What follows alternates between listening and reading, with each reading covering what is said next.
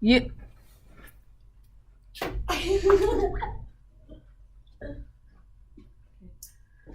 Okay, welcome everyone. Today we're going to go over some things on team and what we think a team involves. My name is Megan.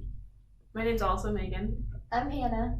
Precious. And we'll be doing this for our Communications 101 class. And this is the intercultural conversation. So, to start off, I'm going to ask, what does it take to become a team? Is it better for a team to only have shared goals rather than individual, or are they equally needed? And a team is a group that has a clear, inspiring shared goal and has a result-driven structure. So whoever wants to lead off. I think being a team is kind of like being a family. You all have like a shared goal, kind of like how a family, they all use each other to survive in a sense. And so a team, each person needs the other person in order to reach a goal or survive in a sense with the game. And I think that you need both shared goals and individual goals.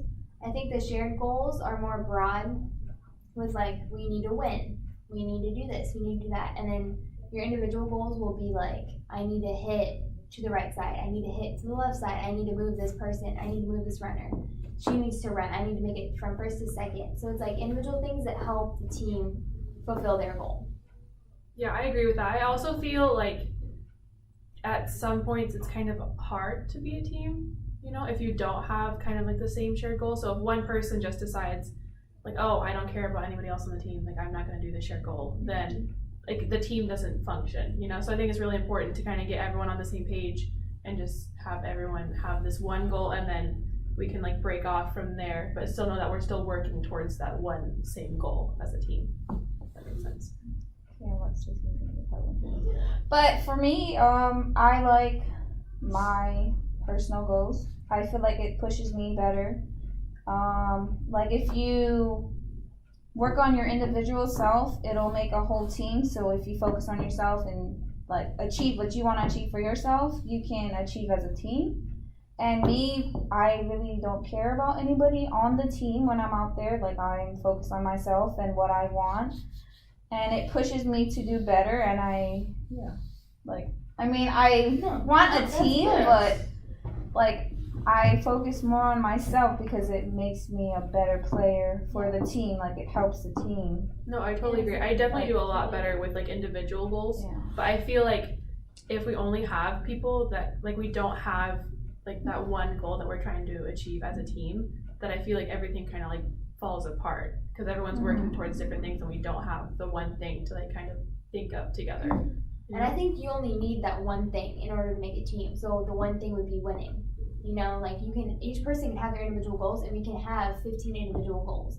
But as long as you have that one shared goal, we're good. We can be a team. Yeah. Now, do you guys think the same thing in like a classroom or a work-based setting? As like a team or a group construct for a presentation, for example? I think so. I think that if you have people kind of going into a presentation and they don't have the same goal, then people are going to kind of just stray off of the topic, whereas one person is thinking, like, I want to talk about this and I want to like elaborate on this, but someone else is like, well, I want to do this and I only practice for this, you know? So I feel like having a shared goal, like just in a group setting overall, is really beneficial. Okay, so we'll move to the next question. Do you consider roles to be a hierarchy put in place, and what do you think the pros and cons of establishing roles? And these roles would be the patterns of behavior expected by members of the group. And what I mean by hierarchy is that there's task roles, and whoever gets to, you know, put them into place, is it more of a hierarchy where it goes down into a pyramid? I feel like that's kind of like it depends on the situation, I would say. So on our team, I feel like there isn't too much of a hierarchy. Like I feel like there are people that are more expected to be like the leaders on the team, but I don't think that it's just like we don't have a captain on the team, you know. I think that's kind of what a captain is, like they go from like the coach to the captain and everyone else. But I feel like we have like individuals that prefer leading in there and more people that just don't prefer to lead. So I feel like in this, like in our situation, there isn't really one, but in the real world, I feel like there definitely is one. Yeah, especially like with a job, like you have a boss and you have the people that are underneath the bosses, and they kind of like pass the information on, kind of like a team captain would. But in the sense of like our softball team, we don't really have that, and like you have like leaders and stuff. But maybe that's why we need a team captain to kind of just kick us into gear, and maybe we'll start winning games. Motivational. I mean, I feel like definitely like everyone has their role on the team. Like if you're not good at one thing, then like your role is to like be the best at whatever you can be best at, and someone else will be like the best they can be at the other thing that you're not good at. But I don't feel like there's so much of a hierarchy on our team. If we have like certain roles, like if my one job is to catch a ball, then like, and each person has their own individual job, we can play better. Mm-hmm. You know? So you'd say it's more beneficial for the team to have these roles? I feel like it would be more beneficial if everyone kind of like knew what their place, because like personally I don't really know like what my place is. It kind of like changes, like it varies on like the moods of people and different things like that. Right. So I feel like if everyone just had like, okay, like Hannah, like your job is to catch the ball, like don't worry about anything else, you're just gonna do this, then she could like be the best she could possibly be at that. And I could be the best, and like if each person is the best at their one role, that makes the team better. Yeah. I agree. All right, so we're saying that accountability is the best thing for roles. Yes. All right, so what are your thoughts on the conflict stage of solving problems, and how will these have a negative effect towards the group? So the conflict stage is the members of the group each pick a strong position that they feel is, you know, more where they stand, and they defend those opinions against who oppose them. I feel like if you have a team, like obviously they're not always going to get along when you have like a lot of people. Especially women. Yes. But I feel like it can be really hard depending on what the subject is. If the subject is like, where do you guys want to go to lunch, then I feel like you can get over that. But if it's something like really, really important, or it's like something like politics where everyone gets fired up, then there's going to be lots of problems, I feel. I don't really know if that answered the question, but I feel like there can be a lot of problems just depending on the situation. I agree.